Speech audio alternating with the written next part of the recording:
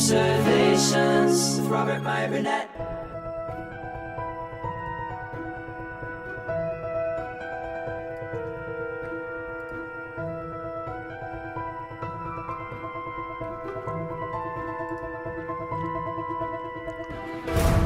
Well, greetings, imagination connoisseurs. Once again, it is I, your Duke of Dope Discourse, your master of fun and wonder, your viceroy of verisimilitude, and, of course, your sommelier of sci-fi and cinema, your evangelist of the imagination, your Archbishop of Banterbury, and not to be forgotten, your existential Mr. Rogers. That's right, Robert Meyer Burnett, and I am, of course, Robcasting at you imagination connoisseurs, you members of this, the Post-Geek singularity, and yes, it's true.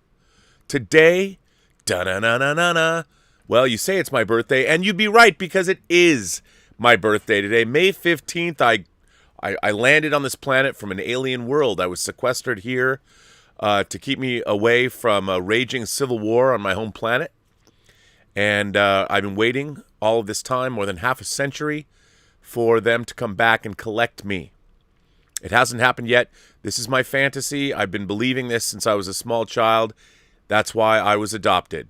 I wasn't floated down a river, but I was brought here on an alien spacecraft, the height of their technology, and secreted away in this small, unregarded planet next to a small, unregarded yellow sun in the western spiral arm of the galaxy.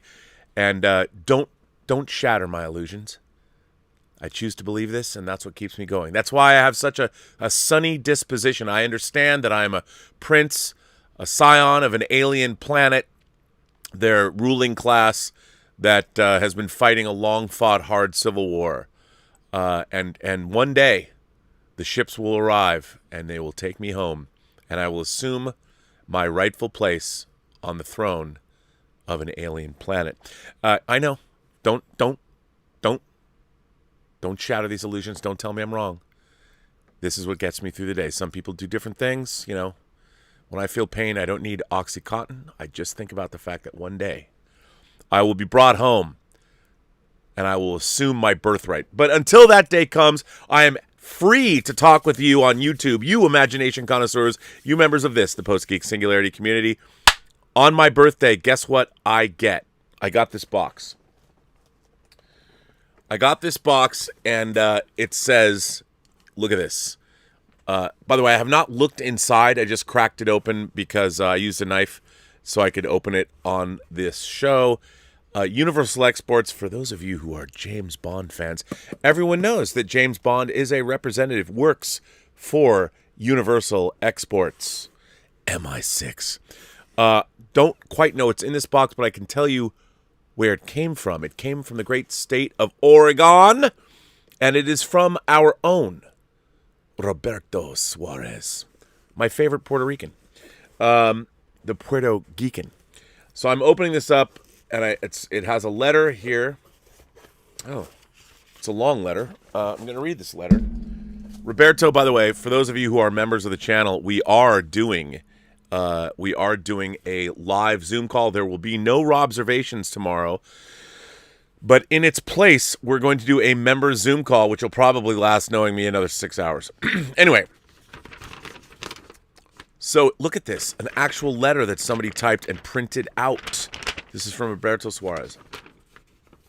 May 15th, 2021. Dear Rob, happy birthday, my friend. For your gift, I am sending you a dream. Since I was an 8-year-old kid playing with 3.75 action figures, I always wanted to see James Bond toys. I loved my Star Wars and Fisher-Price adventure people and play sets, and wondered why James Bond toys in that same style never existed. Imagine the possibilities at this scale. Bond in various outfits, all the bad guys and the henchmen, and of course, the Bond girls. Plus vehicles and playsets based on the cool vehicles, megalomaniac lairs, and exotic locations. How come this never happened?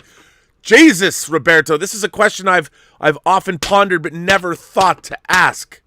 You are correct, sir. Well, as time went by, I lost interest in toys as I grew up.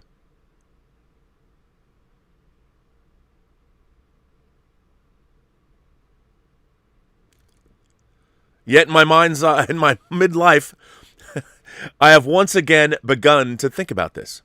Inspired by people like you and fellow members of the Post-Geek Singularity community, I decided to make a James Bond action figure, and I'm now sharing it with you. Oh my God.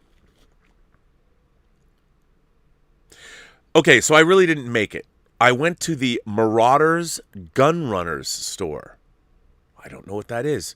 Where you can put together action figure parts and build your own customs. Where is this store? I might be coming to Portland in August to shoot some more stuff for Crisis Medicine, and we're going to this store. And I created the closest approximation to our favorite British super spy.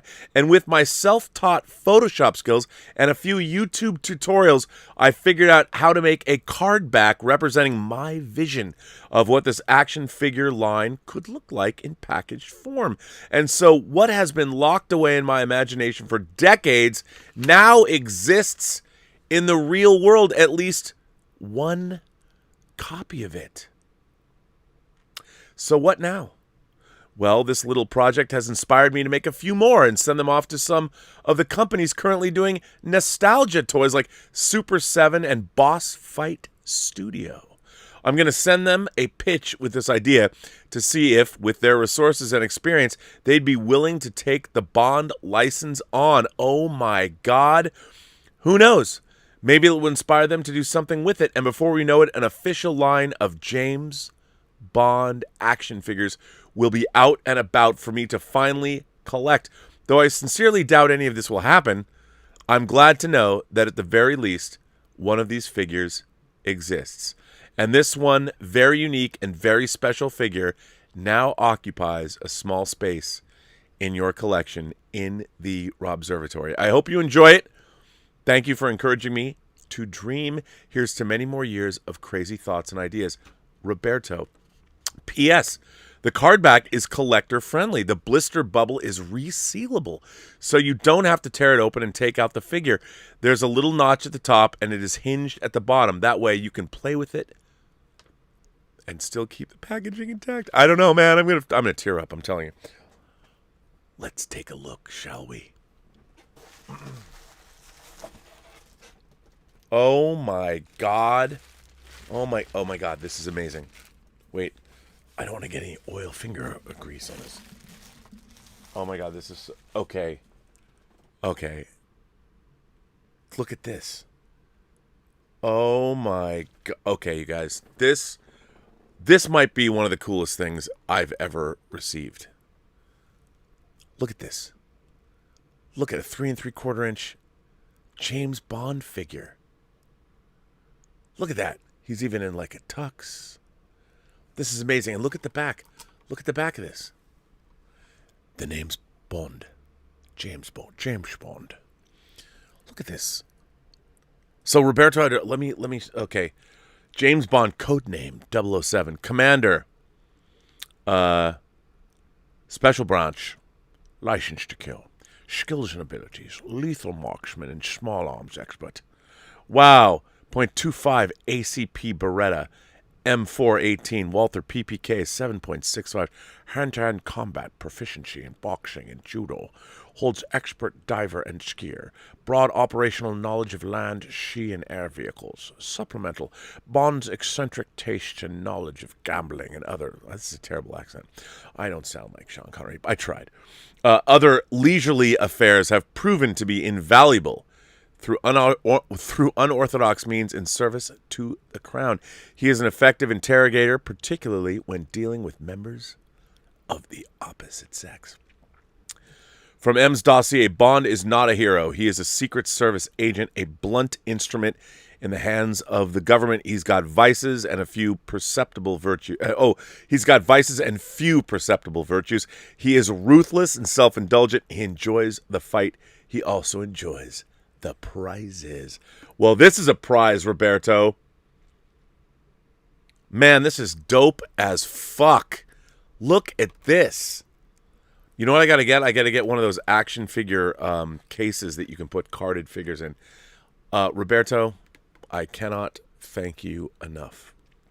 And I mentioned it on the stream yesterday, but I would also once again like to thank Kaz Graphics, the official cheesemonger of this channel. I know. Who would have thought a YouTube channel would have an official cheesemonger? Well, we do. And Kaz Graphics is the man who sent me this glass, by the way, which I love. Might be my favorite. It's weird to have a favorite glass, but I have one. It's this. VN Graphics. So thank you, Kaz Graphics. He also sent us boxes of Beecher's homemade cheese. Oh my God. You know what I did for lunch today? I had some Beecher's homemade cheese, and Elizabeth gets these Butcher Box meats, and there were some hot dogs. I needed to eat something quick, so I took the hot dogs out, microwaved them. I normally don't microwave hot dogs. I like to boil them in water, and I have a whole process. But their signature cheese, I took a chunk of it and was cutting off, and it kind of crumbles. It's so good, so good. And I will look. Call me a heathen. I don't care. I took Beecher's homemade cheese. I slathered it on my. I mean, slathering. It's to me, it's something that has to be wet to slather. But I did. I slathered it on the hot dogs, microwaved them, melting the cheese. Oh my God, it was so good. Let me just tell you. So, Kaz, on my birthday, I had Beecher's homemade cheese. Yes, I microwaved it on hot dogs. Don't kill me. I know it's like drinking a beautiful silver tequila inside a margarita. Shouldn't be done. But I did it right before I went on the show. And let me tell you, it was delicious. Anyway, let me fix my crazy hair. So it's out of my face. I'm glad on this birthday to have hair. So anyway, there is a topic of this show. I want to thank you once again, Roberto Suarez, Kaz Graphics. Thank you so much. There is a topic to this show. So, representation. Representation's a big thing. As you know, I am a big proponent of all kinds of representation. I like to hear the voices of people. I like to hear the stories that we haven't heard yet. I like when marginalized voices get a chance to speak. And I certainly think that more diversity in thought, in storytelling, is a better thing. It can only make society better. That said, I know, there's a but coming. Here's the thing. One of the things that bothers me is when people talk about representation, and I'm a fan of, for instance, say, I don't know, there is Asian Americans are underrepresented. And I'm a fan of all Asian culture. I have been my whole life. I think it was instilled in me. I mean, other than Nichelle Nichols, I think the first woman I ever thought was hot was probably one of the aliens from Godzilla versus Monster Zero, who was a Japanese girl in alien garb. What is not to love? And as somebody, I mean, call it what you want. I have always had an affinity for not just Asian science fiction and Asian actors, but Asian girls too. I know what term you're gonna hang on me, but basically I'm just a fan of beautiful women in general. So sue me. And the more open-minded you are, there's more beautiful women in the world because you just travel around the planet. Why limit yourself? That's what I say. But no, so the idea that for instance, we're talking now about representation in films. Now, I made a crack on Twitter yesterday. Somebody was talking about this story that I want to talk about. And I said, well, when I watched Ronnie Yu, I recently acquired, thanks to Dieter Bastian, The Bride with White Hair. And I was recently, I tweeted, I was like, yeah, well, watching that movie, the first thing I think about is, well, this Chinese film from 1993, there's just not enough white people in this movie. And it's such a bizarre thing. Why would there be? It was made in China, Hong Kong. It's why would there be? I mean, when I went to South Korea, you know what struck me? How many Koreans there were there. I mean, it's kind of silly. I think we all have to start thinking globally. I really do. I think if we all realize a couple of things. One, there is one race on this planet, the human race. We have many ethnic differences as you travel around the world that are genetically hardwired into us based on where our ancestors lived, based on environmental conditions. That's it. I mean, that's why we look different. And God bless us that we all look different. And let me tell you, there are beautiful people no matter where you go in the world. All shapes, sizes, colors, creeds, languages, whatever. Let me tell you, there are beautiful people all around this planet, and they all make good food worth eating. Some food's better than others, but I don't judge. I'm just saying. And if you keep that, if you understand that as a baseline, beautiful people everywhere you go, and there's good food and good alcohol, I would say that that alone makes this beautiful planet of ours worth celebrating. But now it seems like it's a very American or maybe North American thing that everyone's always talking about diversity. Well, let me tell you, when I'm watching The Bride with White Hair, I don't expect some lily white dude or woman to show up in a movie like that. I'm watching a Chinese film. When I went to South Korea, I got to go see some Olympic events. I didn't expect to see, well, I didn't see hardly anyone except in Olympic Village that were not Korean, because you're in Korea. So, South Korea. I wasn't in North Korea. So it's crazy to me. Like, I mean, you travel around the world. I don't know. I mean, is there a contingent of people in South Korea that are complaining that there's not enough representation of, like, white people in Korean cinema? I don't think so. And by the way, if there were, they would be idiots. I'm just saying. But so there was an article yesterday in the Hollywood Reporter written by James Hibbard. And let's jump into this article right now. And this article is Mortal Kombat star accuses Amazon's Lord of the Rings for lacking Asian actors. Okay, let's read this article. Ludi Lin says Amazon Studios' upcoming mega-budget fantasy series is not diverse enough. The star of Mortal Kombat has accused Amazon's upcoming Lord of the Rings TV series of not having enough diversity in Middle-earth. Chinese-Canadian actor Ludi Lin, who plays Liu Kang in the new Warner Brothers film, tweeted Thursday at Amazon Studios chief Jennifer Salke about the upcoming fantasy series. It's going to be difficult to justify building a huge world without any characters that look Asian.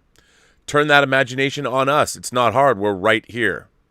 Well, first of all, I read this tweet and I'm like, what made you think that Middle-earth is a huge world? I mean, obviously, Middle-earth was seen as analogous to, well, the UK, but Western Europe, and it's a period piece.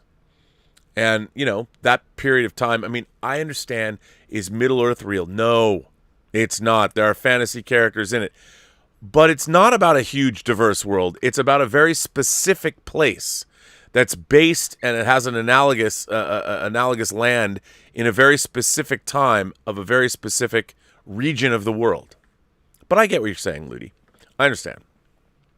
Lin was reacting to coverage of the Hollywood Reporter's Executive Roundtable, which was posted Wednesday. Salke was asked by the executive editor Lucy Rose about the gargantuan Lord of the Rings budget, which the Hollywood Reporter previously reported had ballooned to $465 million for its first season, and that doesn't even include the $250,000 they paid for the rights. $250 million for the rights. So if the first season is indeed costing $465 million, add $250 million to that. Easily the most expensive television show, if not one of the most expensive things ever made for entertainment. The market is crazy, as you saw with the Knives Out deal, Salke replied. Netflix paid $469 million for 2 sequels. This is a full season of a huge world-building show. The number is a sexy headline or a crazy headline that's fun to click on, but that is really building the infrastructure of what will sustain the whole series, which is true. When you're making a fantasy show and you expect it to run a long time, which they do, there are huge upfront costs because you have to create the world that doesn't exist. It's not like you can go to Home Depot and be like, let's go down the Middle-earth aisle and pick up stuff for the Shire. You can't do that. Obviously, you have to build it from scratch. That's what CBS did not understand when Brian Fuller was on Discovery. Like, hello, we have to build all this from scratch. You can't just go to, some technology store and get those hand scanners like J.J. Abrams did for Star Trek 2009. Way to go, art department. But, The number's a sexy headline or a crazy headline that's fun to click on, but that is really building the infrastructure of what will sustain the whole series. As for how many people need to watch Lord of the Rings, a lot. Laughs. A giant global audience needs to show up, as it is appointment television, and we're all pretty confident that will happen. Salky and Amazon have not responded to Lynn's comment. The Amazon series has announced 35 cast members of varying ethnic backgrounds. Lynn seems to be correct. None are Asian, though it's also not clear how many of the actors identify. The majority appear to be white, such as Joseph Mawley, Wayne Arthur, Tristan Gravel, Morfydd Clark, Markella Kavanagh, Simon Morels, Peter Mullen, Fabian McCallum, Tom Budge, Maxim Baldry, Daniel Wayman, Charlie Vickers, Leon Wadham, and Benjamin Walker. I hope I didn't massacre those names. There are many apparent actors of color as well, such as Cynthia Addai-Robinson, Sophia Nomvete, Sir Lenny Henry, Maxine Cunliffe, Ismael Cruz Cordova, Nazanin, I can't even pronounce this, Bernardi, and Sarah Zwangbani. And you can see the headshots of the Lord of the Rings TV cast here. Let me put those in the live chat. I'm going to put them in the live chat so you can see them. I'm going to copy this and put that in the live chat. So there you go. There it's in the live chat. There's all the members of the cast of Lord of the Rings. In addition, Lord of the Rings is filming in New Zealand, and some of its unannounced supporting cast are Maori, which are considered Pacific Islander. Obviously, the cast is significantly more diverse than Peter Jackson's Lord of the Rings, which set the lowest possible bar as the trilogy had an entirely white core cast. Directors on the Amazon project include Charlotte Brandstrom, the first woman to direct in the J.R.R. Tolkien universe, J.A. Bayona, and Wayne Chi Yip. Overall, Amazon Studios is considered to be a studio that's embraced diversity, from signing dozens of overall deals with content creators of color into ordering such projects as Coming to America, One Night in Miami, Small Axe, and The Underground Railroad. By the way, that looks pretty damn good.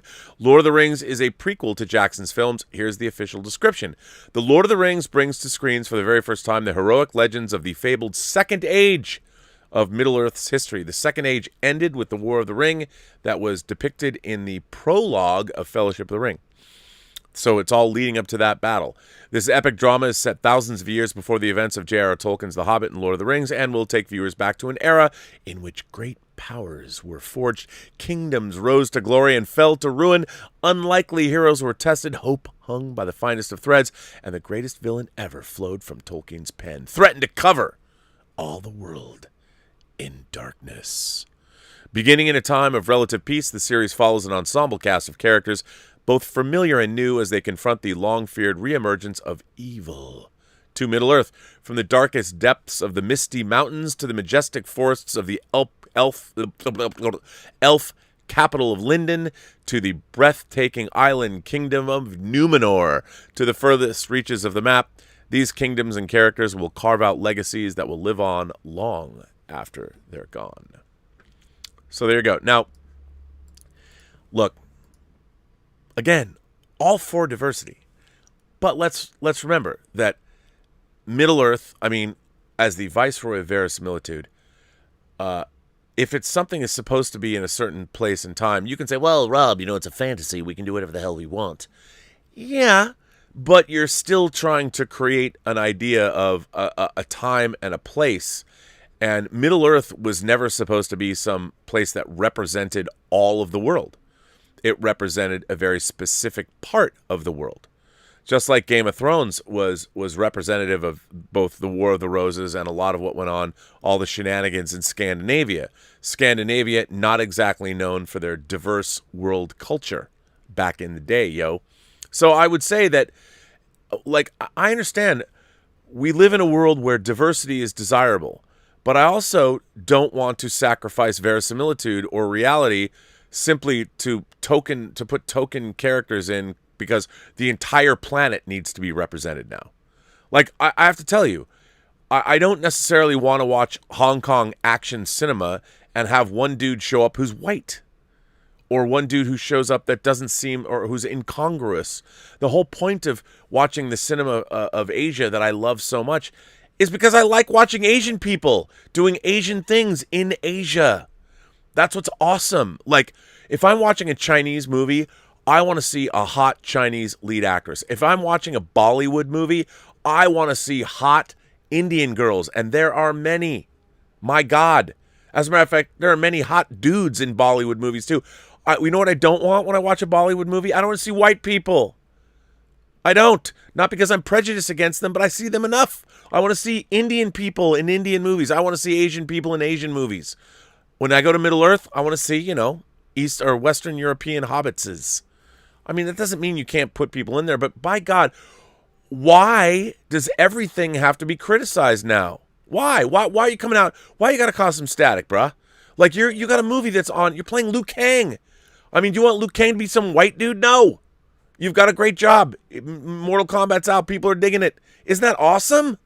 My God, why is everyone like, oh my God, this, I'm just going to get mad because we don't have enough representation around the world. Jesus Christ. Enough already. I mean, we got representation coming out our wazoo, which is nice. It's good. But by God, to criticize things because like you're making a film, I mean, no one's out there. Why is anyone not criticizing Bollywood movies? Why aren't you not criticizing Asian cinema? As a matter of fact, why aren't you watching Asian cinema or Bollywood movies? I mean, Asian cinema especially is some of the most vibrant movies in the world today. More people need to watch them. More Americans should be watching foreign films because there's a lot of people out there that are foreign and they're making films. And I would say that the deficiency is, rather than us bitching about shit, why don't we support, say the rest of the world, which we don't. 65% of Americans don't have passports. We're content to sit at home and bitch about lack of representation. Why don't you get off your ass and travel to another country? Go meet somebody.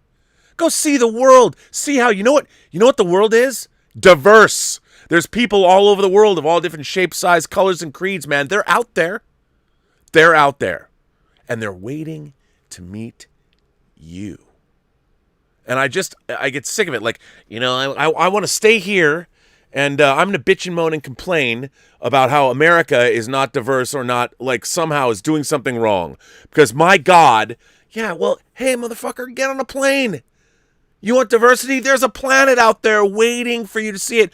We're getting vaccinated. We're coming out of COVID. Travel. Go meet people. Watch foreign films. There's people out there that don't speak your language. Go see the art that they've made.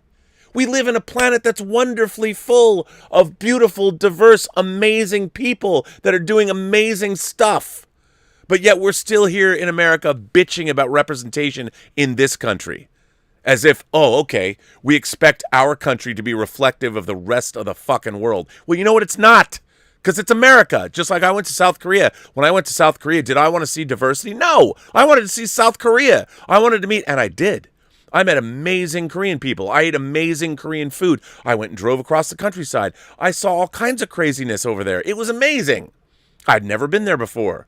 I didn't want to see another white person. As a matter of fact, I didn't want to see another American. I went with Americans, but I didn't want to see them. You know why? Because Korea is amazing. An ancient country that, if you really think about it, in the last 70 years since the Korean War, what South Korea was able to accomplish, amazing. I went to the museums and covered it. There's a really great museum about modern history of Korea in Seoul. The very first VCR made in Korea. They have it there. I don't think it's the exact model, but it was there. And I was like, it was like seeing the monolith from 2001. I was like, oh. But, my God, everyone's bitching about everything. You're in Mortal Kombat. You play Liu Kang, and now you're bitching about the Lord of the Rings series? I mean, come on.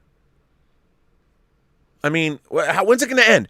When are we all going to fucking man up or women up or people up or it up, however you identify? He, she, they, whatever. I don't care. When are we all going to pick your pronoun up? Because, my God, you know what? The world is not so bad. Things are happening. There's more representation than there's ever been in all of human history. And we're still bitching. There is a Chinese probe on Mars There is Emirates, like I was saying, they're orbiting Mars too.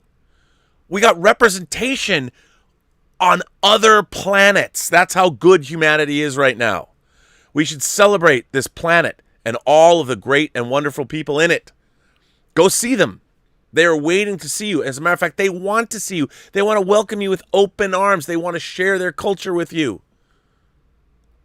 I'm telling you, it's a good place to be, this planet right now. Yeah, is there shitty stuff happening? Always, because we're shitty people. So that's inevitable. But on the other hand, there's a lot of great, wacky, wondrous, diverse, fantastic people on this planet. And we, especially here in this country, we bitch too much. And we travel not very much. Get a passport. Travel around the world. If you want diversity in your life, go find it. It's here. It's on this planet. It's everywhere. And go out and experience it. Watch a movie that stars people that are different from you, that speak a different language, that are on the other side of the planet. Learn about their culture. That's the way we should be, man. And it's here. It's ours for the taking. You can go experience the most diverse life you ever want. Get on a plane. It's a few hours away. I wish it was like Europe. You can get on a train and you can be in another country that speaks a different language in minutes. I just wish we had more of that. And yet, nope, we're all bitching and moaning and complaining. I want this, I want that. Go make it happen. Why sit back and bitch?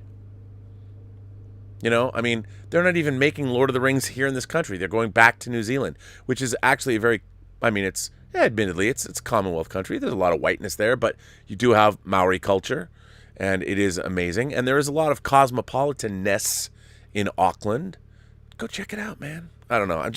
I read this stuff, and I'm like, God, everyone is bitching. I can't believe it. You're bitching about an Amazon TV show that they paid $250 million for the rights. How many people around the world are now going to be employed by that show? A lot. I mean, you know, everybody, every little group has to bitch about their own, you know, diversity. Man, you know what? Travel the world. Go see some people you don't know. Experience it. Go have meals. Go have food you've never eaten with people you've never met. That's what I think. It's my birthday. I can say what I want. God damn it. I want to say the world is a great place. I love it. I love all the people here. All the wacky, wonderful, crazy, insane human beings that live on this planet of every shape, size, color, creed. Isn't it great? I mean, if I'm going to spend another year on this planet, I'm going to celebrate. It is great to be alive. It is great to be on this planet. And it is great to be with all the wondrously diverse people that live here. And you can go see them. You can watch their shows. You can experience their art. You can have their food. You can go see their culture. You can travel and see their sites. And they will take you and they will embrace you with open arms. By God. Anyway, just something I wanted to say. I mean, you know, Middle Earth, by definition, is not the most diverse place in the universe. And there is verisimilitude even there. And speaking of that, I want to jump into this with a letter from Jermaine K. Jermaine K. is a foundational imagination connoisseur. He has written in many times, and it's good to hear from him again. He wrote a letter. Hello, Rob. Thanks for reading my previous letters. Before I get into this one, I've got to say happy birthday. I hope your birthday is amazing. So far it is. This letter is about the recent discussions around a black Superman. The idea has prompted me to write in again. Full disclosure, Rob, I'm African American. I've been a comic book fan for over 30 years. Over that time, I have never felt that race made me unable to relate to or enjoy Spider-Man or Batman stories. Last time I looked, Peter Parker's white. It's 2021. Maybe I should check again and not assume that he's still white. My love of Star Wars was never dampened by Luke, Anakin, or Obi-Wan being white. The thought never entered my mind. It's insulting to think that people need a character to look like them or be the same gender to fully enjoy the stories. What does that assumption say about female Batman fans or female Captain America fans? Did they feel any less investment in the stories because the main character is a dude? That's ridiculous. Actually, he wrote guy. I said dude. So I ask, why? Why change Superman? Why make him a black man? Why not do an Icon movie? Is the character of Icon too conservative? Would his views ruffle some feathers in current-day Hollywood? Why not do a Jon Stewart Green Lantern movie? In my opinion, changing Superman serves only one purpose: race. Why make Superman black if a racial story isn't the goal? If an African-American Clark Kent is written just like Christopher Reeve or Dean Cain were written, what's the point? No, this idea is only worthwhile if race is a major feature of the narrative. Considering who WB picked to write it, race may be the only feature of the narrative. It's tokenism, and I hope WB changes course. Thanks, and take care. And again, happy birthday. That comes from Jermaine K. Well, Jermaine, I am telling you, I think in our culture, you're correct. I hear from a lot of people of color, different kinds of people of color, not just black Americans or black folks from all around the world. But it's interesting. Does everyone do black people from all around the world consider themselves African Americans? Do they say African Brits or African French people? Like, I don't know. And if you're Asian and you immigrate to another country, like, does Willow Yang, does she call herself Asian Canadian, or does she just say Chinese? It's very strange. But I think that I'm getting more and more letters from people of color who are expressing these sentiments. And it's very strange because in our desire to be inclusive, which again I think is a good thing, because I'm selfish and I want great stories, and the more voices that we have that are telling our tales, the better stories we're going to get. We're going to get more stories that I have yet to hear. So I think that's great from a selfish perspective. But I wonder, it's clear when you do this kind of swapping around, it does seem pandering in a way. Especially, you've got J.J. Abrams who's producing this, and he's like, I'm going to hire one of the most prominent black authors writing today on issues of race and have him write our Superman comic or Superman film. And I understand that, but it's almost like, so again, you're putting your agenda before your story and your characters. And I think that's kind of a bummer. And so, Jermaine, look, I agree with you. But what do I know? I'm a white, middle-aged, cis male, which makes me, my voices, they've heard my voice enough. Be gone with you. So, but it's interesting. I like to hear the voices that we're getting, the emerging voices and more diversity. But at the end of the day, wow, it seems like there's a lot being done simply for, like you said, just racial reasons. And does that result in good storytelling? Maybe. The jury's still out. We'll have to see. This letter comes from, as you've met her if you were watching Midnight Metal, which will be on tonight. Midnight Metal again. Last night went till 5 a.m. And I have to say, even though I have whiskey mixed with water, Pellegrino, after 5 hours of drinking these concoctions, which is probably 33% liquor in terms of my mix, I was rather hammered last night after 5 hours. Couldn't believe it. What a fun show, though. Having people on. And she is delightful. You know her. You love her. Here is a letter she wrote. And look, I didn't ask her to write this, but I'm reading it on my birthday because it came on my birthday. So here it is. Hi, Robert. Last night during your Robservation broadcast at 6 p.m. Eastern Standard Time, I signed off to watch Tango Shalom with my mother virtually as presented by the Wilmington Jewish Film Festival. I started my microwave popcorn and plated other snacks, then pressed play for the 7 p.m. start time. So I made sure not to tell my mother too much about the film because I know that she, like myself, likes to be surprised, and so as not to spoil that, I held back most of the details. As the film started, my mother's eyes lit up. It was such an incredible experience for her since my mother grew up in Midwood, Brooklyn, with many of the places familiar to her and myself as well. Part of the start of the film features vistas of New York's Orthodox communities, and it feels like home, even though we don't live in Brooklyn anymore. Robert, my mother and I enjoyed Tango Shalom so much. The film has a balance in substance and a screenplay with no real downturn, so the movie keeps the viewer always engaged. One thing I noticed in particular is that my mother sang and hummed to all of the music sequences. The music utilization was intoxicating. Well, I have to say, Gabe and I worked very hard on the music, and so did ZZ, and so did our composer, Zoe. And I can't, Tiganura, she's an amazing composer. So much of the film was culturally significant, and I love seeing this type of theme in 2021. The realism of the environment, the family interaction, the practice of the Jewish faith and the Jewish community becomes even more enhanced as we see those practices reflected in other faiths throughout the city simultaneously.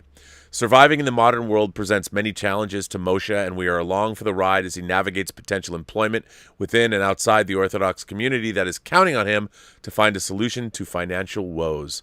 But he's not in this struggle alone, as the people on the street can sense his plight as he continues on, wondering where the journey will take him.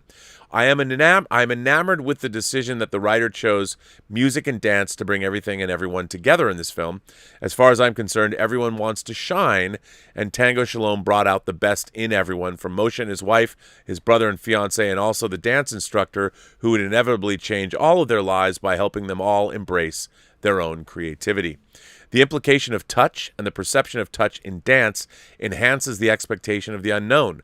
This holds true in Tango Shalom as we are entertained by a performance whose success is constantly questioned. But with God's blessing, the success of this venture should never have been in doubt. Love is in the air, the love of the Jewish faith, the love between family and friends, and the love of the art in the dance. Or the love in the art of the dance. Teach a man to tango, and he'll never be lonely, as he'll always be pursued by a partner in life, in faith, and in community. And in the end, the red balloon becomes a torch that gets passed on to the viewer.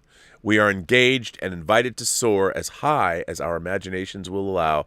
Robert, what a triumph your film is.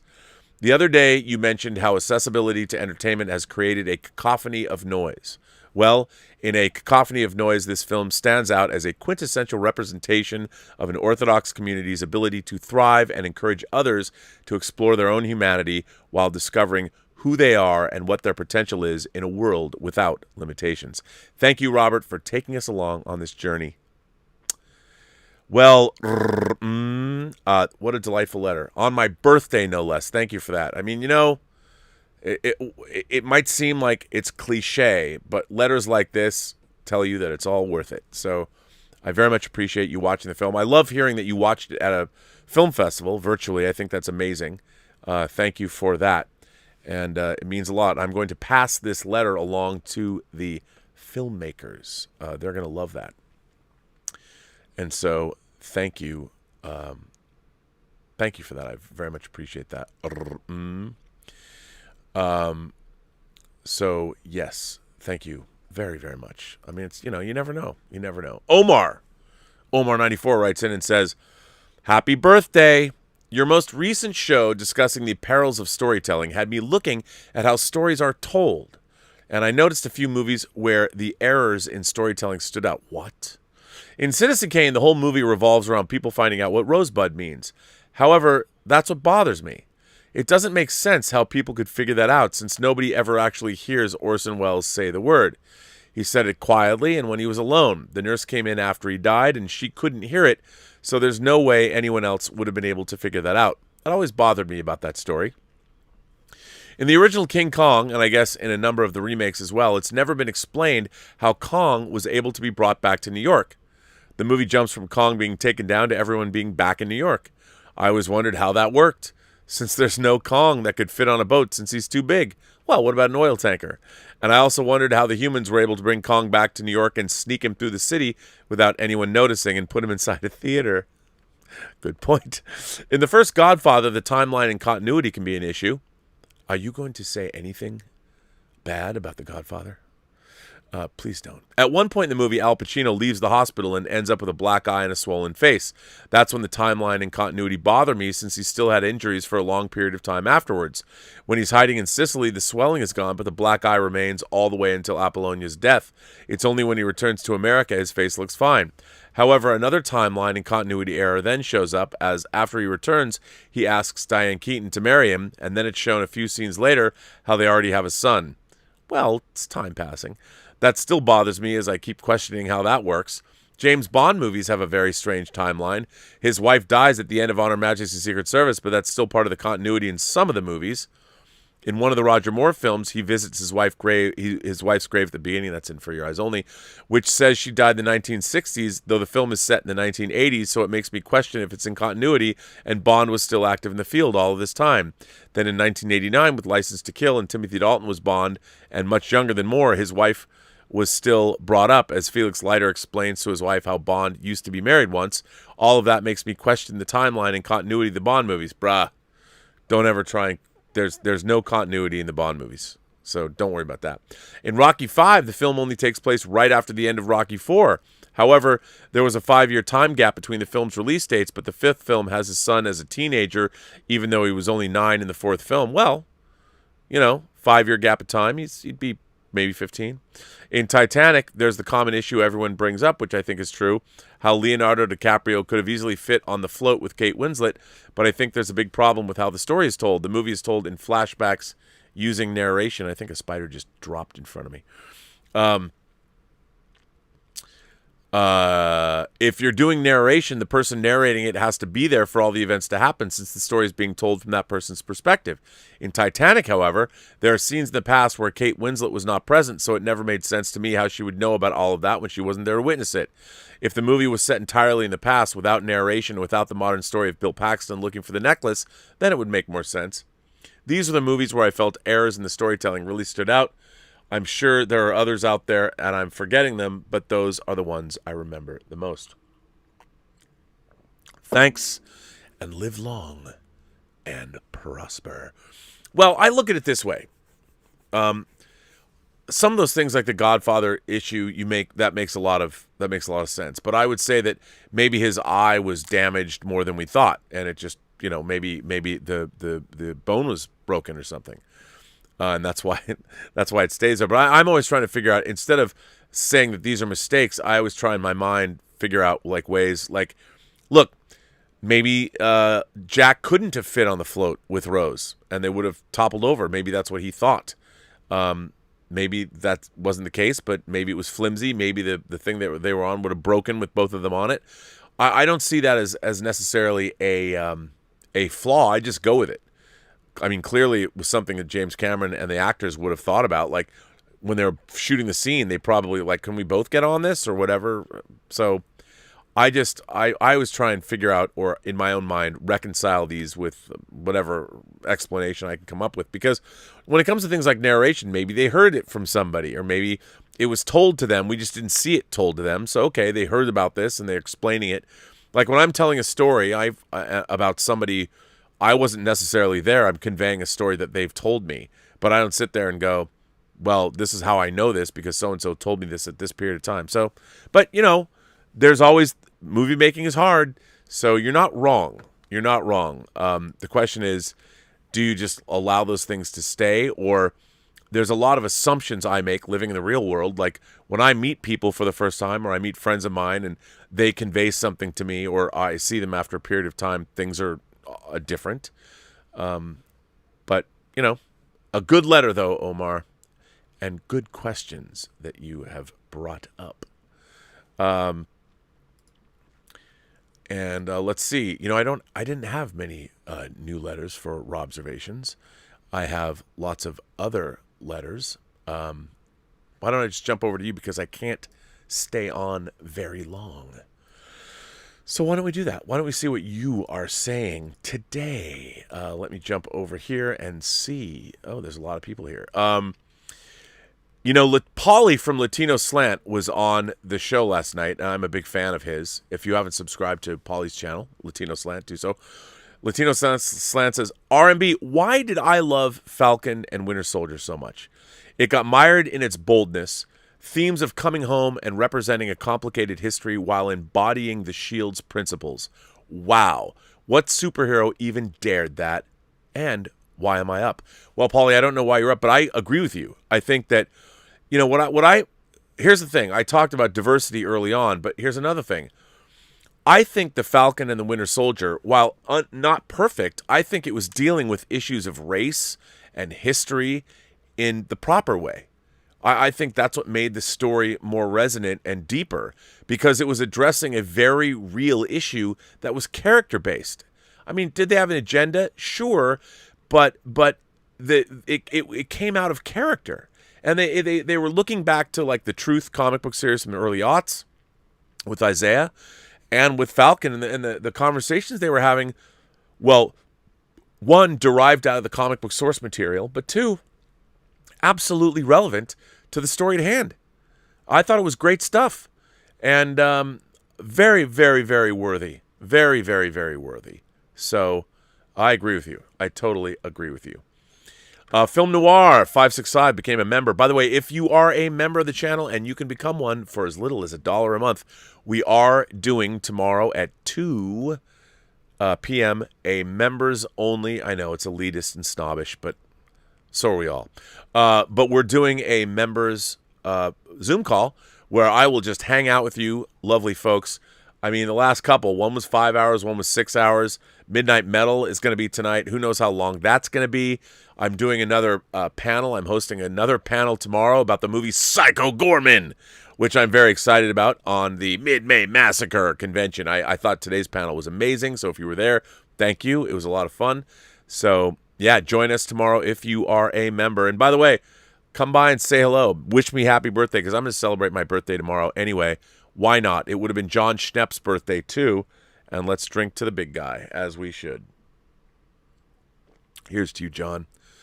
Hanging out with Stanley and Jack Kirby, I know you are. Willow Yang. My God, Willow, you send me a generous birthday tip. You are a delightful human being. Thank you so much. She says, happy birthday, Rob. Please don't view this event as another step closer to the grave. Laugh out loud. Also, feel free to count this towards your next hot toy, whatever it might be. Well, you know what? Since you're here and since you said that, where I'm at, we'll find out. So I'm going to go to there is an actual hot toy that I am going to put it towards, because I believe I have one payment left, and I'm going to show you. I'm going to put it in the chat. It is I'll tell you what it is. Well, you'll see it. Let's see. I wonder if it'll... oh, it's there. There it goes. So this is the figure, Willow. So you know that I'm actually going to... I've been paying this off, but I have one more payment to make, and I'm going to put your generous birthday tip for this. It is the die-cast Iron Man Mark 85. I mean, one of the greatest figures ever. So, here it is in the live chat. Check it out. That is the hot toy. Tell me. And by the way, not the thing on the back, but this is a die-cast figure. These are in my mind, these are some of the greatest toys ever made. I don't even call them toys. You know, they're... but I will... I've been wanting this for months, and I'm going to do that right now. And thank you. Sean Kennedy, subscribe to this channel. Well, Sean, welcome, Sean. Good to see you here. Ricky B sends in a super chat and says, happy birthday, Rob. Well, thank you very much. Kenneth Colton sends in a super chat and says, happy birthday, Rob. Yeah, dude. Are you going to watch tonight? We're going to get metal. Yeah. DL sends in a super chat and says, I just saw Army of the Dead. Great Netflix movie, 7 out of 10. Well, as you all know, I am stopping at Brian Fuller's house first, picking up some stuff. Then I'm going to Hollywood to see Army of the Dead at the Chinese. First movie in 15 months. Oh my God. Terrier Tiberius Mork sends in a generous super chat. Thank you. You guys are very nice. Happy birthday, Rob. My present is an unrated Tales from Fat Camp. So, by the way, Terrier, if you did not watch the show yesterday, he came on and he told us the tale of going to what he called a fat camp for 3 months. My present is an unrated Tales from Fat Camp. So there was this biker in his 50s. He hooked up with this 19-year-old girl, and they had so much loud sex that when I see her in my town, I hear her scream. God love Norway. When, biker in his 50s. I'm not a biker, but being in my 50s, I'm not gonna hook up with a 19-year-old. I think that'll be just too much of a pain in the ass. Plus, Elizabeth would not appreciate it at all. Todd, Michael, and Matt. By the way, did you see that Inez has he's looking for editors? Man, I'm totally going to apply. Todd, Michael, and Matt say, happy birthday, Mr. Burnett, for your fans in Ohio. Well, the two of us at least. And paraphrasing the immortal words of the great Leslie Nielsen's Dr. Rumack from Airplane, keep up the good work. We're all counting on you. And don't call me Shirley. Well, Todd, Michael, and Matt, thank you. You're a great couple, two of you. And I appreciate your imagination, connoisseurs. But come on, can we talk about Inez for a minute? I thought that mansion this week was pretty hideous. I know it was $35 million and the view was fine, but who would want to live there? What a generic, cookie-cutter, horrible... I'm like, if you have $35 million to spend, would you buy that? I don't understand. I mean, I wish sometimes he'd do follow-ups. For those of you who do not watch Inez Yilmaz's YouTube channel, you should. That's ENEZYILM. All he does is tour these amazing luxury properties, and they're amazing places I'll never live in my life, but they're amazing. And he posts 2 videos now instead of 1. But watch his channel. Tell him I sent you. Julian M says, Rob, Felix. Okay, wait a minute. Felix dies natalis volantes vubis mi amici. Amici. I wish I spoke that language, but thank you very much. I appreciate that. Julian, very nice. David Kukol sends in a super chat and says, happy birthday, Rob. I'm working on a gift drawing for you, but it will be a little late. May your day bring you all that you imagine and desire. Well, it is, because what I imagine and desire is a goddamn movie theater with popcorn and a Diet Coke in my hand, maybe some vino. I want to go. I can't believe it. It's been 15 months since I've been in a theater. 15 months. I'm going tonight to see Army of the Dead. Oh, yeah. Robert Pariso sends in a tip and says, happy birthday, R&B. Thanks so much for all you do. Why, thank you. The lovely Emma Bannon. Oh, God. I love Emma Bannon. I'm sure if we lived in the same town, we would hang out all the time. But there would be a moment where I would just have to tell her, Emma, please, no jokes today. But let me read what she says. She says, Emma says, Rob, be careful when talking about Lord of the Rings. It can be hobbit forming. Okay, I complain about Emma's jokes, but secretly I love them. So, Emma, here's to you. I don't know where you got your sense of humor, but long may it rain. Alexander Wilson says, are we forgetting that Peter Jackson had Asian characters in the Hobbit movie series? They were all background characters in Lake Town. Oh, well, there you go. Probably. I mean, everyone's so quick to pillory everybody else these days. Like, I would prefer to look at the greatness in our lives. Alexander Wilson says, I hope those Asian stories become more diverse too. I think it's slower to change because those cultures aren't based on a large population migrating in to form the fabric of their culture. I hope doors open wider in the future for sure. Ludi Lin. I hope so. I mean, I like that. I think that's great. But, I mean, why? By the way, do we really want that? Like, I like Asian culture. I like culture. I feel like I don't want everything to become some weird homogenized. I mean, America's a melting pot. That's our strength. That's what America is. But I don't want the rest of the world to become a big melting pot. I want cultures to stay their own culture. I don't want. I mean, there's something to be said for that. I like when you go to a place like. What's great about France? The French. I mean, and French is more diverse, but like I know what you're saying, but I like going to places and experiencing cultures that aren't mine. And I think that's, eventually we're all going to be the same. And I don't want that. Shogun Orta. Rob, how did they explain the Asian guy in Conan? What is Mako? Well, but that was Samaria, right? Ancient Samaria. Anybody could be there. He came in, people are still around. They showed up. Black Intellect sends in a super chat and says, "Thank you. Thanks for producing great content. You inspired me to make my own site, The Story Monster." I love that. The story is that thestorymonster.com? I love this. The Story Monster. What a great name for a site. Instead of complaining, I want to be the change that I want to see. Be diverse instead of begging for it. You know what?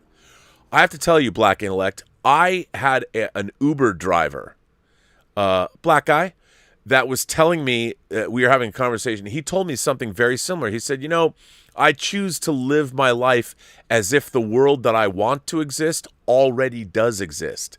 And I was like, man, I've never heard that before. I talked about that on the show a while back, but I thought that was pretty cool. Like, okay, you want to live in this world, and you should live in this world. That's the world you want to live in. You make it yourself. I agree. You don't tell people the way it should be. You just go make it happen. I thought that was great. Black Intellect goes on to say, also, happy birthday. What are your thoughts on a superhero show based on Icon from HBO Max? Well, first of all, I love them. So for those of you who don't know, the late, great Dwayne McDuffie, who was married to a friend of mine named Charlotte Fullerton, he was one of the, I think Dennis Cowan and Dwayne McDuffie were the architects of the Milestone universe, and it was a comic universe that was started in the early 90s by black creators that created new black characters. Like, that's where Static came from. And Static was a great character. Icon, a great character. I would love to see an Icon series. As a matter of fact, I think that they should do the Milestone, do interlocking shows. I mean, they always... Static Shock was the animated show, but they could take the Milestone universe and just do it. Do multiple shows and do those characters. I would love that. I think it'd be great. Who wouldn't want to see that? That'd be dope. And they should. Icon's a great character. As a matter of fact, my Icon number 1 is back here because I want to get it slabbed. I know. I was like, don't slab your comics, but I'm gonna because I want to. Butthurt Joe Flash sends in a tip and says, I notice in the chat every time a black Superman is mentioned, certain PGS members always insist that Black Panther or Shaft be made white. Are those the only black genre characters that PGS knows? Strange. Come on, people saw. What about Dolomite? What about The Harder They Come? No, it's weird, but see, here's the thing. Like, it's who would want Shaft to be white? Shut your mouth. Come on. Richard Roundtree is Shaft. I know, Sam Jackson. I know. But come on, man. Shaft. Shaft in Africa. I mean, it was great, this documentary. So I did a panel on this documentary called VHS Massacre 2. And it was all about exploitation cinema, but how the fact that it's basically being deplatformed. And you can't get these low-budget exploitation films out anymore. And there was a professor who taught in New York, a black professor, who talked about he even talked about it on the panel today, how blaxploitation films of the 70s, because he and I are the same age, empowered him as a young man. Like, he loved those movies, and he said they were like, in the documentary, he said it was like having black superheroes. And I was like, all right, I never thought of it that way, but it was absolutely correct. And I don't think it's the same thing. I mean, the Black Panther and Shaft. I mean, Wakanda's in Africa. The whole point of the character and it can comment on colonialism. It's such a weird thing to think. Well, what if Black Panther was white? Well, then I guess he wouldn't be named Black Panther, or I guess he wouldn't. Why would he be? Superman's an alien. So Superman technically could be any color you want him to be. It's just they chose to, when they created him, they chose him to look like an American. So in my mind, there's no reason why Superman necessarily needs to be white. Whereas I think Black Panther and Shaft are inherently black. But Superman, you can change that. But like Jermaine K said in the first letter of the day, if you're going to make that swap, there's got to be a reason you're doing so. So, Bames John says, "Hey Rob, absolutely love the show. What's your favorite of these Bruce Lee movies? Fists of Fury, Way of the Dragon, or Enter the Dragon?" Well, you know what? I got the Criterion set, which I haven't gone through yet. I really like Fists of Fury, but I want to say Enter the Dragon, but that's kind of cliche, and I haven't seen Enter the Dragon in ages, so I haven't got around to watching the Criterion box set, but I want to sit down and watch the whole thing and then make a decision. But I mean, I'm gonna have to say Enter the Dragon, but I don't want to say that, but because I love Fists of Fury. But again, I haven't seen those movies as an older man, and I would like to see, because whenever I watch something that's older that I watched when I was a kid, because I watched those movies a lot. I was a huge Bruce Lee fan. I haven't seen them. So I would hesitate to answer. My first inclination would be to say Enter the Dragon, but again, I just remember loving Fists of Fury, but I haven't seen them in so long. Michael Preston sends in a super chat, and Michael Preston says, "Happy birthday, Rob, and the 80J 77-inch Sony OLED TV is on sale for $3,500. Live long and prosper." You know what? I applied to finance that shit, and I got approved. And I'm like, I want that TV. I want it. That's the TV that I want most. That's 77-inch, 80J Sony OLED set. And it is a write-off. It is a tax write-off. I need it. John D. Alves became a member. Well, John D. Alves, as a new member, let me remind you, 2 o'clock tomorrow Pacific time, we are having our members-only Zoom chat where I get to see all you lovely folks and faces, and we talk. Zoilo sends in a super chat and says, "Happy name day, Rob. Did you ever check out Greenland?" I did.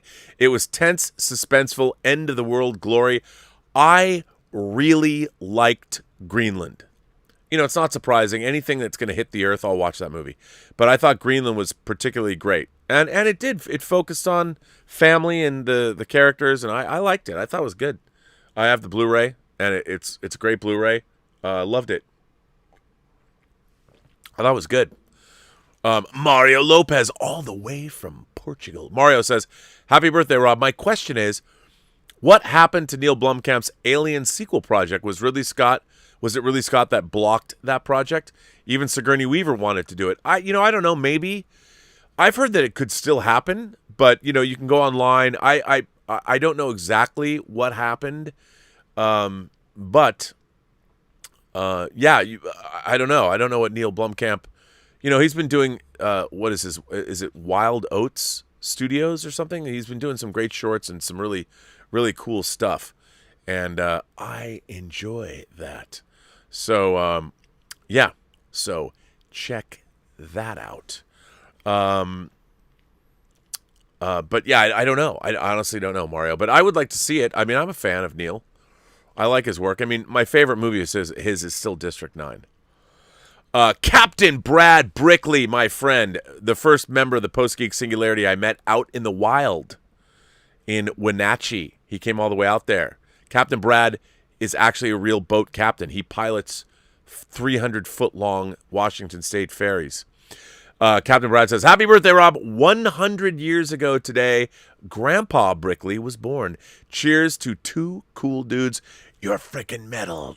Okay, I'm off to work. Enjoy." How cool. He's off to actually be a captain.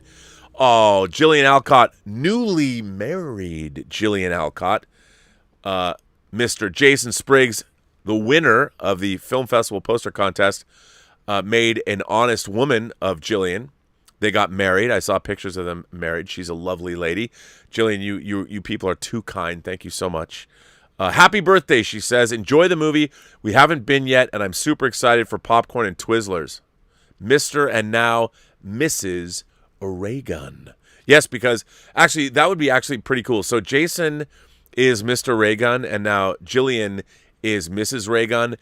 I think it would be pretty baller if you guys actually changed your last names as you're a married couple to Reagan. I mean, I'm willing. I don't know how much it costs, but maybe we could raise some money here on the Post-Geek Singularity, and you can make some kind of video, and we could document how you've actually changed. I mean, Jillian Reagan sounds pretty cool. Jason and Jillian Raygun. Think about it. Raygun Targaryen. No, but I think Jason and Jillian Raygun sounds pretty. That is metal. I love that. But thank you so very much for the birthday wishes. Cardinal Sin, Gil is here. Happy birthday. Many happy returns of the day, Rob, and greets to the Post-Geek Singularity mods and chat. Hail, Shalom. Shalom to you. Ray Valero has a birthday question. Rob, better action movie, Die Hard or Predator?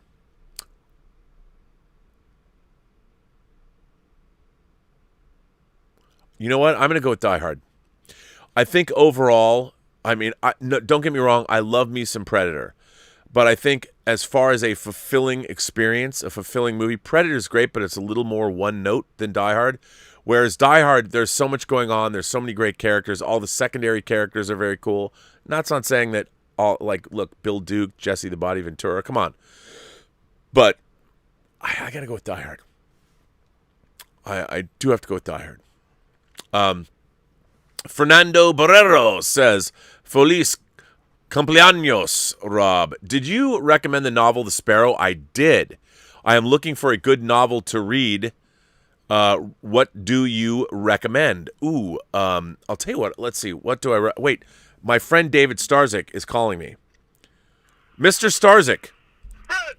I am live on my YouTube stream, and I'm putting you live on my YouTube stream.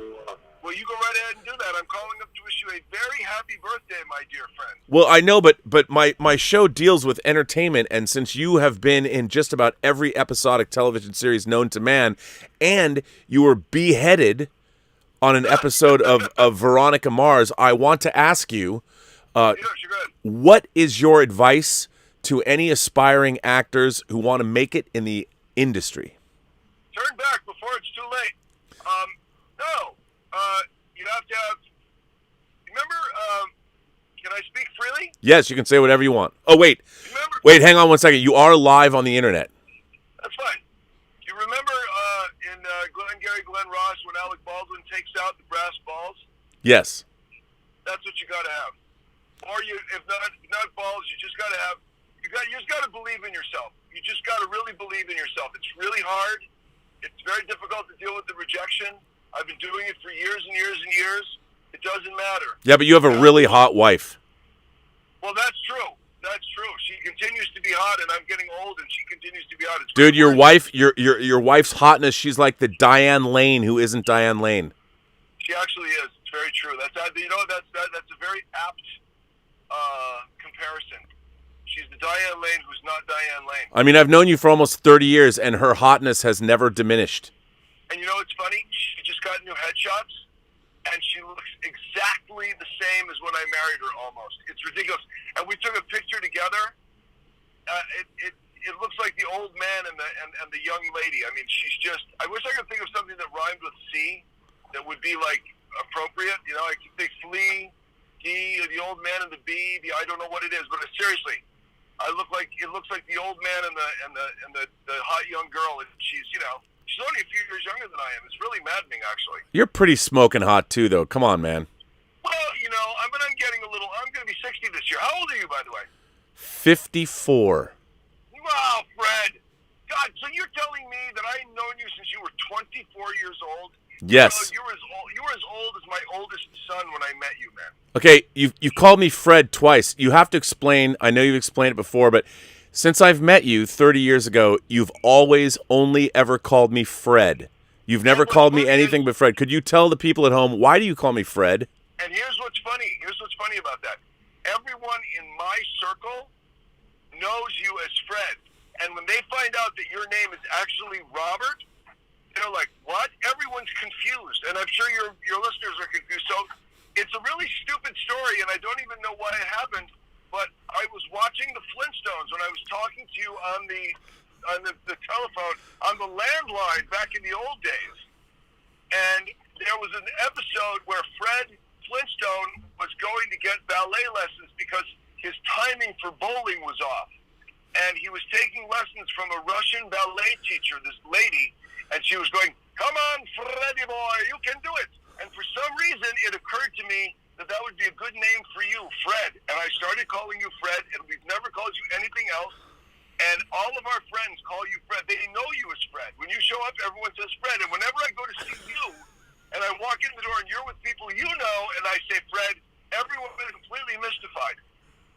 Well, you guys throw epic New Year's Eve parties, and when we go there, everybody does indeed call me Fred. Yep, absolutely right. And it's a well-deserved nickname, actually. Now, what have you been? Have you been? Obviously, you're always working. What was the last thing that you shot? Can you say? Fred, I just did the greatest thing. Okay, so a couple of years ago on Magnum PI, I recreated the scene with Donna Feldman, right? Yeah, told you this, right? You were in an episode. You went to Hawaii, right? And I recreated on the spot where Burt Lancaster kissed Deborah Carr in From Here to Eternity. I kissed Donna Feldman. Now, look Donna Feldman up while we're on the line. We're on the line. Oh, no, but look her up while you're... Oh, no, I know. I know exactly. She's... Right. Yes. So, she's like... It's the first time in my career that when Kim met her, she came down to Hawaii to be with me. We walked out the door, and she looked at me and went, yeah, I'm not so sure about this. I said, what do you mean you're not so sure? She goes, that girl's unbelievable. And she is. She's a really nice kid, too. She's a really, really great girl. All right, so, for Dear White People, can I say this, I wonder? Sure, you can. I won't get in trouble, will I? No, because no one's going to know what it is. Yeah. I recreated the sequence from Network. You have meddled with the primal forces of nature. You were Ned Beatty? You were Ned Beatty in Network? Yes, with different dialogue, of course, but the exact same setup. The green lights on the long conference table. I stood up. The things closed on the window, and I turned around and I gave it to him. And when I walked in the door, the director goes, "Are you familiar with the movie Network?" I was like, "Oh yes, I am indeed. I am absolutely." Who's not? Isn't that you know what? Whoever's not should really not be allowed out in public without a mask. I agree. So that's for an episode of Dear White People? Yeah, it's going to be the last one. I did 2 of them. It was really a lot of fun.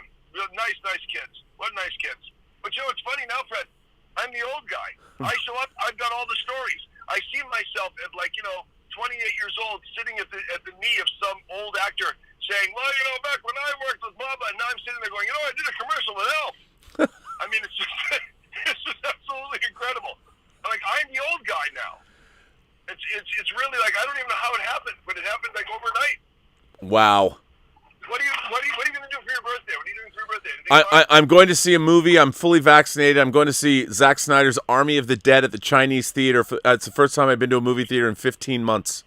Nice. I haven't been to one either. We're gonna go see something. We're not gonna see that, but we're gonna go see something.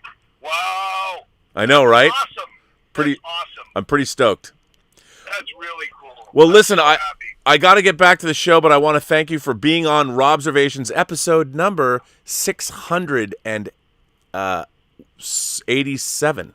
Shut the front door. You're kidding me. No. Dude, you've been doing... That's ridiculous. You know what? You should come on. I'm doing a 700th show, and I'm pre-recording interviews with people. You should absolutely... I should interview you. Do you have a setup with a camera and a decent microphone? Yeah, I got my computer, and I can do a Zoom thing. Yeah. I've got it, sure. Let's listen, do... Fred, listen, I'll do anything for you. I wouldn't have my agents if it wasn't for you. You made my first demo reel, without even knowing me. You just did it. So I will seriously. I'd do anything for you. You let me know what you want me to do, and I'm there. All right. Well, listen, Mr. Starzyk, I want to thank you for calling me, and thank you for being on the show. Happy birthday, kid. I love you. All right. I love you too, man. I'll talk to you. I'll see you. Bye. So, okay, for those of you wondering, what was that all about? My friend David Starzyk, S-T-A, I think that's, how do I spell his name correctly? S-T-A-R-Z-Y-K? Z-Y-K, David Starzyk. If you look him up on the IMDb, he's literally been on, he's never had a leading role in a show, but he's been on every single TV show, you name it, in the last 25 years, he was on it. I mean, it's unbelievable. He has this incredible career. He's one of the most charismatic, nicest people I've ever met in my life. He's a father of 2.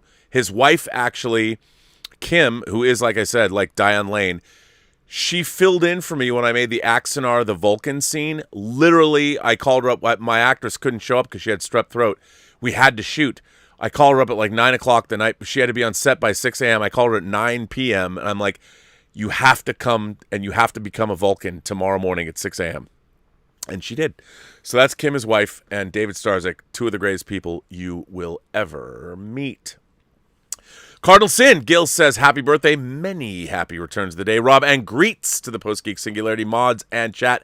Hail Shalom, thank you. Oh, I already said that. And Ray Valero asked about Die Hard or Predator. I said Die Hard. Fernando Barrero, I answered that. Oh, we're back to what books do I recommend? Well, it depends what kind of books you want to read. But if you want to read some science fiction, I would say I always recommend Hyperion, the Hyperion Cantos. Read Hyperion and Fall of Hyperion by Dan Simmons. They're wildly entertaining. Or if you haven't read it, the great, better than Ready Player One. I know it's not, but Neil Stephenson's Snow Crash, one of my favorite books I have ever read. I love that book. If you want to read a horror novel that I love, read Carrion, Carrion, Carrion Comfort by Dan Simmons. And that's a great horror novel. And if you can find it, if you love heavy metal music, hardcore horror, splatterpunk, there's a book by John Skipp and Craig Spector that was written in the 80s called The Scream. That is one of the more entertaining horror novels I've ever read. It's a little dated because it's about the music industry of the 80s, but you'll love it. But yeah, and also here's a random book. There's a book I read that deals with World War I that I don't know why no one's made into a movie. It's by a guy named written by Robert Goddard, and it's called In Pale Battalions. And if I ever get to make movies again, and somebody says, well, would you make something for Netflix? I'd be like, yes. And I would love to make Robert Goddard's In Pale Battalions. I love that. It's not a genre novel, but if you want to read something interesting, Robert Goddard's a great author, but read In Pale Battalions. It's good. Alexander Wilson says, wasn't Steel a black Superman? Well, he was. He was one of the 4 Superman that were in the Reign of the Superman storyline after Superman died. I love Shaq, who calls himself Superman because he ran through a lot of NBA players, but his movie Steel was awful. He shot a free throw to save the day. It wasn't so good. They could actually redo that character. They could redo the Reign of the Superman storyline because that's where you got the cyborg Superman, you got young Superman, actually the Eradicator. It was the Eradicator became the cyborg Superman. But yeah, John Henry's got to be redone. Max World Entertainment sends in a super chat and says, happy as of birthdays, R&B. I love you, brother. Well, thank you. I appreciate that. Michelito sends in a tip and says, earlier you mentioned that there's only one race on the planet. That's true. It's the legacy of Babel that we struggled to get back to it. Food for thought. Happy birthday, Rob. P.S. I woke up this morning, 8 p.m. Eastern Standard Time, and you were totally wasted. I was at 5 o'clock in the morning. I was completely wasted on Midnight Metal. I could barely speak. But you know, that's what happens when you drink whiskey all night long. And I was drinking whiskey for ongoing 5 hours. And join us tonight. If you've never been a part of Midnight Metal, join us tonight for some of that. Joshua Levesque, our own moderator, says, happy 54th birthday, Rob. Hope you enjoy it. May you have many more birthdays. Well, you know, the way I drink, who knows? But I'm the oldest pundit on YouTube. And you know what? Why would I have it any other way? Bodachita? I think it's Bodachita. I like that. Bodachita, thank you for a super chat. Thank you for that.